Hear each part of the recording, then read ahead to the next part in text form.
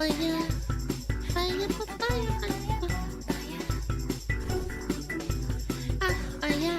The most dangerous stretch of water on Earth. I know about this. I had to study this in college.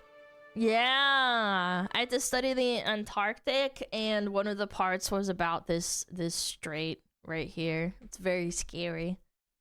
That's a penis. No, it's not, chat. It's not. Behave yourself. This is the Drake this Passage, guy. often referred to as the deadliest stretch of water on Earth. Ooh. At its worst, its waves can reach up to 60 feet or 18 meters tall, but that is just the beginning. Holy Storms can shit. go on for days, with waves arriving from all directions.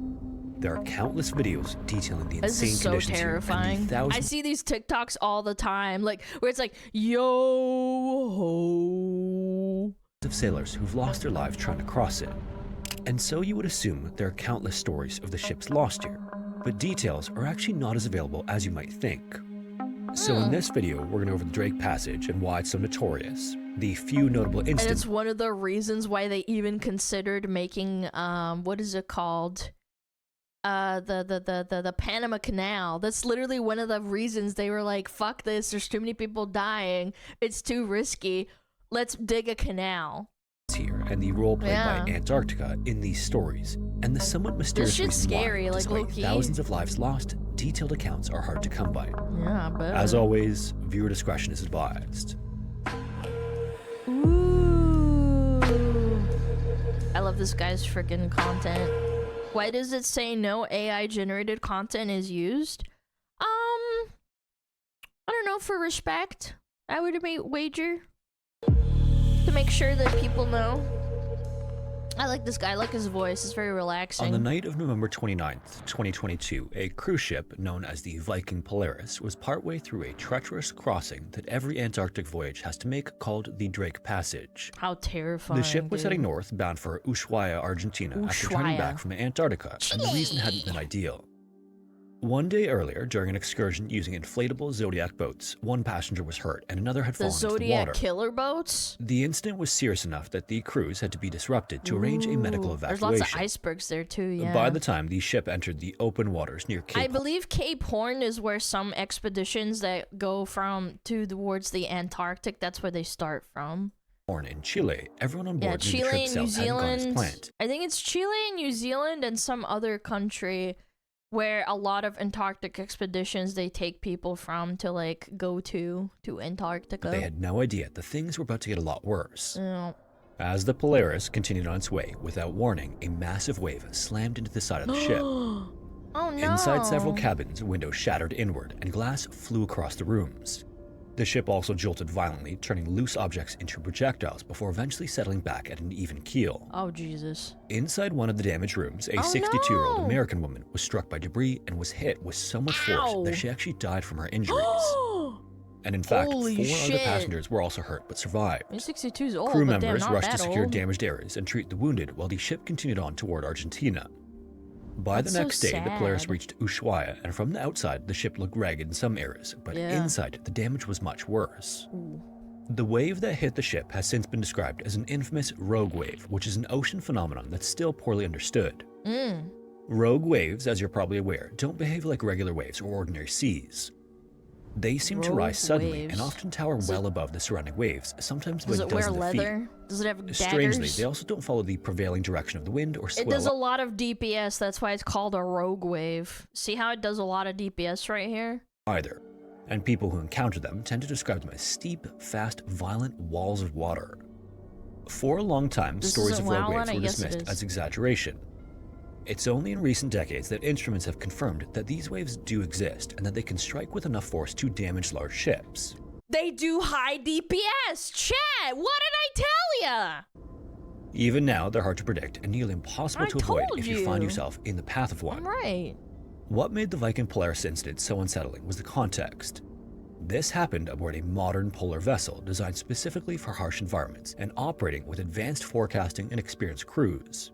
Yet a single wave was enough to break reinforced windows and kill a passenger in her cabin. Holy crap. She may not have known it, but this made her Got another ambushed. on a long list of victims the Drake Passage has already claimed. The Drake Passage is the stretch of ocean separating South America from Antarctica and is a region that every vessel that travels by sea to Antarctica has to pass through. Unless they go from New Zealand, I believe. There are no alternative routes around it, and once you leave the shelter of either continent behind, there's no going back. The Drake Passage has a reputation that predates modern Just don't go to Antarctica. You know, if you really believe in it, that's where Hyperborea is, and that's where Hitler is. By centuries, and sailors have long regarded it That's as where one they of have the the most difficult pyramids. and stressful crossings in the world.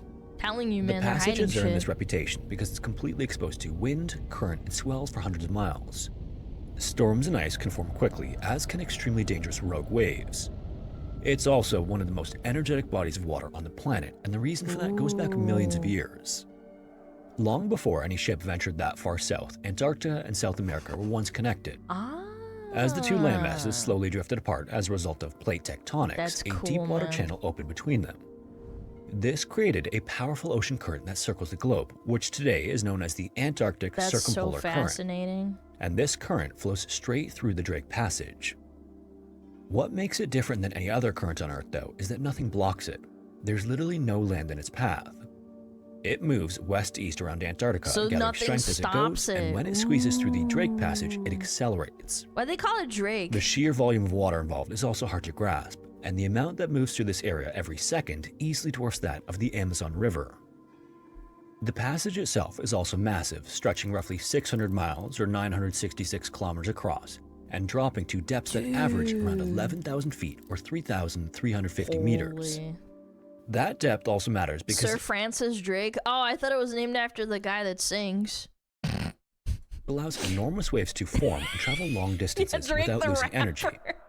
Then add in the prevailing westerly winds, which blow hard and consistently there, and you get a system that is constantly violently churning. The weather also only makes things worse, as warm air masses from the Pacific meet with colder southern air, helping cyclones form that create havoc in the region. Cyclone. Storms can grow quickly and move fast, sometimes catching ships in conditions that Cape of deteriorate far Doom. faster than the forecast would suggest. Terrifying. And sea ice adds another layer of unpredictability to the Drake Passage. During the summer in the southern hemisphere, the passage the is Drake- usually free Kendrick of ice, Lamar which is when passage? most ships attempt to make the crossing. As winter approaches, though, ice spreads northward from Antarctica, making the region almost impassable. With that said, though, even at the best times of the year, the Drake The boats that they send out are so cool. They have like special, they're like specially built to cut through these, and they're like even bigger than the ships that they use to like usually get around the passage. Passage is never really an easy icebreakers are crossing to neat. make. Given all of this, it might seem logical to avoid the passage Specialized. entirely. Historically, sailors had other options around South America, like the Strait of Magellan or the Beagle Channel. Magellan. But while these routes offered some shelter from the open Beagle. seas, they came with their own problems. These passages are narrow, winds shift frequently, the tidal currents are strong, and there's little room for error. At Yeah. least with the Drake Passage, captains would have the luxury of hundreds of miles of open ocean where a ship could maneuver. And this trade-off shaped centuries of decision-making. Also, if you were heading south directly toward Antarctica, the Drake Passage was just the practical route to take, and that's still true today. Interestingly, for centuries, European mapmakers debated whether there was open water south of the Americas at all. Oh. Many believed that the Yeah, I think that's really fascinating with maps though, like in general. I remember studying in like high school where they had the maps of New Zealand and how over time the more people like went around it, because obviously the first voyage they didn't even go all the way around, so the shape of the actual landmass was all fucked up and it wasn't looking anything like New Zealand does now, obviously because we have like satellite imagery and you can like pinpoint things and like you can pinpoint little islands as well. southern seas were Yeah. blocked by land, or But that over any time route they get a through little them bit would be better. impossible to navigate. Just pretty cool. That changed with the man the passage takes its name from, Sir Francis Drake, but he never set Oh, out to not the find a rapper? new ocean corridor. In I 1578, see. while navigating the Strait of Magellan during his circumnavigation of the globe, one of his ships was blown far south by violent storms. What Francis and his crew realized from this mishap was that there was open water just below the tip of South America. And further, this hinted at a direct connection between the Atlantic and Pacific Oceans. Francis himself never sailed the route that now bears his name, but the discovery opened up the possibility of the passage's first crossing decades later. In 1616, a Flemish expedition successfely passed through the waters Flemish, the south of Cape Horn, Belgians. proving once and for all that an open passage existed. French. Then, as global sea traffic increased through the late 1700s and early 1800s, more ships began venturing into the southern waters. Before the Panama Canal opened in 1914, the Drake Passage played a key role in global shipping, and for vessels moving between the Atlantic and Pacific, really it was wanted one of that the few chocolate. viable options. Whaling fleets also began working farther south in the 19th century, adding even more traffic to this stretch of ocean, and with that traffic came losses. Over time, Yep. and with enough maritime activity in the region, the Drake Passage accumulated shipwrecks at a rapid pace. One of its most shit famous was no tragedies joke, occurred aboard man. a ship called the Santelmo. Launched in the late 1780s, it was a full-size Spanish ship armed with 74 guns and built for war. Ooh. By 1819, Spain was struggling to hold on to its colonies in South America, and the Ooh. Santelmo became part of that effort. In July of that year, the ship departed Buenos Aires with orders to help reinforce Spanish forces in Peru, where independence movements were gaining ground. Wait, did he say what? Hold on. In July of that year, the ship departed Buenos Aires with orders to help. Buenos Aires is in Argentina, so it was in one side of the continent, and then they had to travel all the way around. How, like, that fucking sucks. Like, you're like, oh yeah, it's a straight shot across the jungle. It's like, no, you have to sail all the way around, and it takes months. Reinforce Spanish forces Yeah, in the Peru, Andes, where too. independence movements were gaining ground. The Santelmo was in the Interesting. deep waters by early September, Chile! moving to the Drake Passage. This was no doubt the most dangerous part of the journey, and somewhere in that passage, the Santelmo ran into severe weather. Ooh. Exactly what happened is unknown, as there were no survivors or And you can't predict weather either. It's like, you know, you don't have satellite imaging and all that jazz. witnesses to the event, but the ship was last seen on September 2nd near the eastern edge of the South Shetland Islands, just off the coast of Antarctica. After that, it simply vanished. At the time, the assumption was that the Santelmo had likely been overwhelmed by a powerful storm, possibly a cyclone, and sank with all 644 people on board. In waters that cold, survival would have been just a matter of minutes. For a while, this was the accepted story, but then evidence began washing ashore. About a year after the ship disappeared, sealers working near Livingston Island in the South Shetland Islands reported finding pieces of wreckage. Shetland ponies? Beams and other debris that clearly came from a large wooden ship started to appear on the beach. This was important because Livingston Island sits close to Antarctica, far south of where most sailing ships were expected to drift after a wreck, raising the possibility that at least part of the Santelmo had made it to the Antarctic region. For more than a century, the ship's fate remained uncertain, but in 1960, an Argentinian expedition found more remains of a shipwreck along the coast of Livingston Island. The structure and materials matched what would be expected from an early 19th century warship. Man, that sucks. And while debate still exists to this day, many historians and maritime experts believe that these remains belong to the Santelmo. If this is correct, the implication is that some of those aboard may have survived long enough to reach land. This would have made them the first humans to set foot on Antarctica, only to die there cold and isolated. Yeah. However, how awful that is. You probably, like, at that point when you're sleep deprived, you're tired, you're cold, you're probably like hallucinating and thinking this is like hell on earth.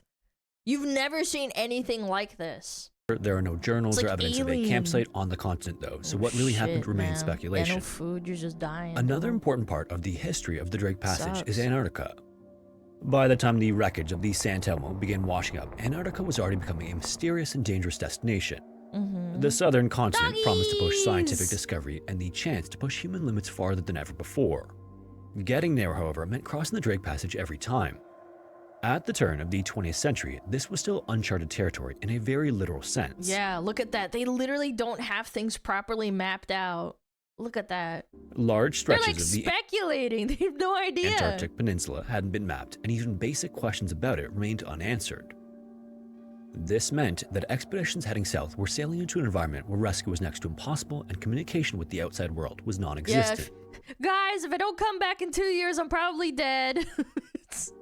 One of the ships that would test those limits was a Norwegian-built ship aptly named the Antarctic. Launched in 1871, the vessel started as a whaling ship and eventually transitioned into an expedition ship, joining the Swedish Antarctic expedition in 1901. The man leading the expedition was Otto Nordenskjöld, a Swedish geologist. And again, at the time, even seasoned explorers like Otto didn't fully understand what might lie ahead, but he planned to work methodically. He'd land a small party to overwinter and conduct surveys while the ship, under the command of Captain Carl Anton Larsen, supported them by sea. The plan was ambitious, but it wasn't necessarily a reckless one. The crew was more than capable Very with a ship noble that had proven to go itself and in try southern and save waters, 'em. and Carl was no stranger to navigating through thick ice fields. Ooh, But even thick. with all the preparation, the success of the entire venture depended on timing and conditions that no one could truly control. Once the ship made it through the Drake Passage and turned south, there would be no easy way back if things went wrong. They probably went As to in the planned, summer, Otto no? and a small party of crewmen were put ashore on Snow Hill Island in early They 1902. don't build men like this There, anymore. they built a simple hut and prepared to overwinter while carrying out scientific work. Cool. The ship would leave them there, continue its work elsewhere, and return the following season to collect them.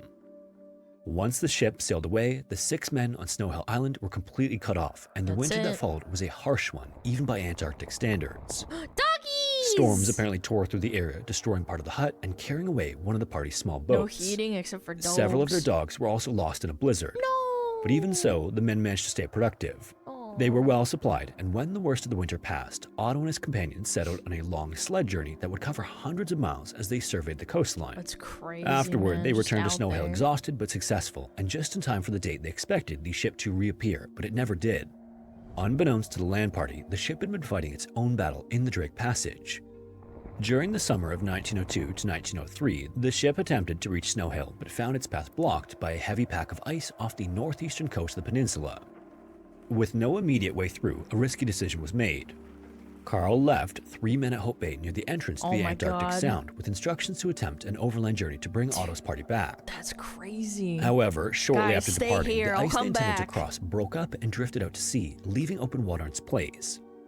Without a boat and unable to continue, they turned back toward Hope Bay, only to discover that the ship was also no longer where they expected it to be. Uh-oh. While the party of 3 struggled on land, Carl continued searching for another route at sea. In doing so, though, the ship became trapped in ice. At first, there was hope that it might break free, but that didn't last long. No. Within weeks, the pressure of the ice on the ship became unbearable. 6 weeks after being frozen in, the crew was forced to abandon the ship Oh, entirely. and they have to walk all Not the long way. after that, the Antarctic was crushed and sank roughly 28 miles or 45 kilometers from Dude, land. nature's no joke, Over the bro. next 2 weeks, the crew hauled supplies across unstable ice floes as they shifted beneath their feet. The currents threatened to pull the floes out into open water at any moment, but eventually, after a final desperate day of rowing their lifeboats through freezing seas, they reached Paulette Island at the end of 1903. This timing couldn't have been more lucky. A violent storm swept across the island the following day, and had the men still been stranded on the ice, it's likely that none of them would have survived it. Damn. That's At pretty this lucky, point, huh? the expedition had fractured into God, I'm so fucking glad I didn't like end up being born in like the 14th century, being sent out to like go into the Antarctic. Like, yeah, just go fucking do it, bro. 3 How many isolated people groups. died like that, man? Otto and 5 others remained on Snow Hill Island, living in their hut while watching their supplies Hell dwindle. no. I'm comfy The right party here. of 3 at Hope Bay built crude shelters from rocks, scraps of wood, and tarps. They even insulated the ground of their shelters with penguin skins. Then finally on Penguin Paulette Island, skins! Carl and 13 crew members constructed to a rough slaughter stone them. shelter of their own, roofing it with sailcloth and sealskins. For all 3 groups, penguins and seals were eaten for their meat, and their fat was burned for heat and light. Crazy. As months dragged on, there was no way of knowing whether anyone was coming to help them. Before leaving South America, Carl had left instructions with the Argentinian Navy that if the ship You're a woman, you would be a breeding cow. Guys, I meant like born a man, okay? It could be worse, right? failed to return by a certain date, You're a search was to right. be organized. You're not wrong. The following season, ice saying. conditions were far lighter than the year before, Pretty allowing lucky. a ship called the Uruguay to push south. On October Uruguay. 12th, 1903, Otto was out sledding when he spotted something in the distance. At first, he mistook what he was seeing for penguins, but when he drew closer, he realized that they were the party of 3 from Hope Bay. Upon meeting, it took Otto a moment to realize who they were, though. The men were apparently so filthy from months of burning penguin blubber that he Yeah, barely no recognized them. shit. That same day as well, the Uruguay reached Snow Hill Island. As its officers were asking Otto if he had seen the rest of the crew from the Antarctic, Carl himself suddenly appeared at the hut with the others in his group, having just arrived from Paulette Island. After nearly 2 years of isolation, every surviving member of the expedition was suddenly and unexpectedly reunited. That's amazing. In all, only a single The man died odds during of the that ordeal, happening succumbing to is heart failure with the insane. Paulette Island group. Every single other member made it out alive. In November of 1903, they returned to Buenos Aires to an enthusiastic welcome, and the wreck of the Congratulations, Antarctic man, you marked the survived. first documented case of a ship being destroyed by ice pressure in Antarctic waters. When it comes to Drake Passage shipwrecks in history, though, none loom larger than that of the Endurance, which is maybe the most famous expedition in history. About a decade after Otto and his crew were saved, Irish explorer Ernest Shackleton launched the Imperial Transantarctic Expedition in 1914 with the aim of being the first to complete a land crossing of Antarctica. All for the love Aboard of the a ship game, man. named the Endurance, Ernest left You were born in the wrong time if you wanted to yearn for discovering planets and like different fucking geological anomalies, man. What a landed with time a to crew be of 28, alive. and after weeks at sea, the ship reached You know, it's South just a Georgia little Island threat on to November die. 5th. At the time, the island was a hub of the Antarctic whaling industry, and Ernest used the stop to gather information and supplies. South Georgia. He also received repeated warnings. Whalers told him that the sea ice in the Weddell Sea was unusually heavy that year and that conditions further south were likely to be brutal. Ooh. Ernest listened but then chose to ignore the warnings and moved ahead anyway. Just days Fuck after 'em. leaving South Georgia, the Endurance encountered its first ice pack in the Drake Passage and progress slowed to a crawl. By early January of 1915, the ship was fighting its way through tightening fields of ice, but after 7 weeks of this, the Endurance could no longer continue. The ship became completely trapped and frozen in the ice about 1 day away from the another expedition's intended one. landing point on the Antarctic coast. Locked in place, the ship drifted with the pack, moving south at first and then slowly back north as the ice shifted, and this went on for months. Several months later, winter approached, daylight faded, and temperatures dropped. Ernest did his best to keep crew And this is morale in the up by summer keeping his men too, busy, but the huh? pressure on the ship kept increasing. Many months later, by late October, the hull was no longer safe. Ice pressed in from all sides, warping beams and splitting the hull. Yo, guy with no coochie, thank you for the Finally, raid. Ernest I gave the order appreciate to it. abandon ship, and all Thank you so 28 much. crewmen made their way onto the relative safety of the ice. Ooh. Camp was set up on a Oh floe my God. nearby, and the men Look- salvaged what they Look at the force of that crushing the fucking entire ship like it's nothing. Like a could as they watched Gets the little- Endurance made out of slowly paper. get crushed. On November 21st, the hull finally gave way and slipped beneath the ice, vanishing into the Weddell Sea. With no ship and no immediate land in sight, the men camped on drifting ice floes. In the meantime as Oh well, my they hauled their God. lifeboats What and a supplies life, as man. the pack slowly carried them further north. Once again, this went on for months, and when the food began to run out, even the sled dogs were not spared. Aww. It wouldn't be until April of 1916 that the ice finally started to break apart again. Dude. Out of options, Ernest ordered the men into the lifeboats, and after 5 strenuous days at sea, they eventually I thought that said Epstein Island. I'm so fried from being chronically online.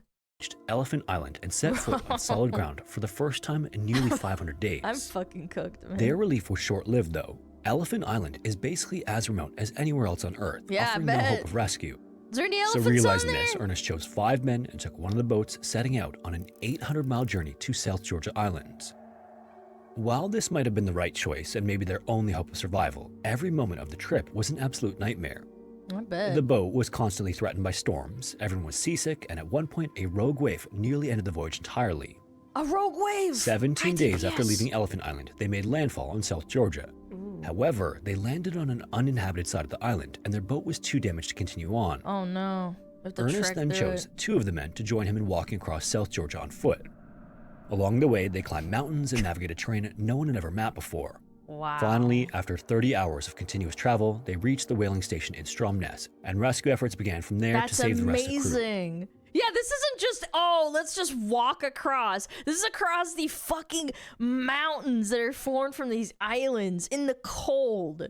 It would take 4 Blistering total attempts cold. over the course of months to reach Elephant Island. This shit is fucked, Ice blocked man. the first 3 tries, and by the time Ernest finally broke through on August 30th, 1916, the men he'd left behind were on the edge of starvation. Against all odds, though, every single one of them was brought back to safety alive. Wow. More than a century without a later, the map, wreck of the just a Endurance was compass, finally probably? located nearly 10,000 feet or Just 3,000 guessing. meters below the surface of the Weddell Sea. Now, you might have gotten to this point in the video and are wondering why we spent so much time discussing events that, well, technically I'm not even gonna lie. I didn't even realize what we were talking about. I just thought this was cool. began in the Drake Passage don't really get to the heart of the waterway itself. And the truth is that as far as detailed accounts go, this is all there really is. Uh-huh. The Drake Passage is thought to have claimed hundreds of ships and over 10,000 sailors, but the reality is that probably almost all more. of those ships went down without a single survivor. On top of that, many of the losses took place centuries ago in an area that is already sparsely populated today. Hundreds of years ago, it was just men in wooden ships and massive swells, with no hope of rescue or even anyone to remember their names. Yep.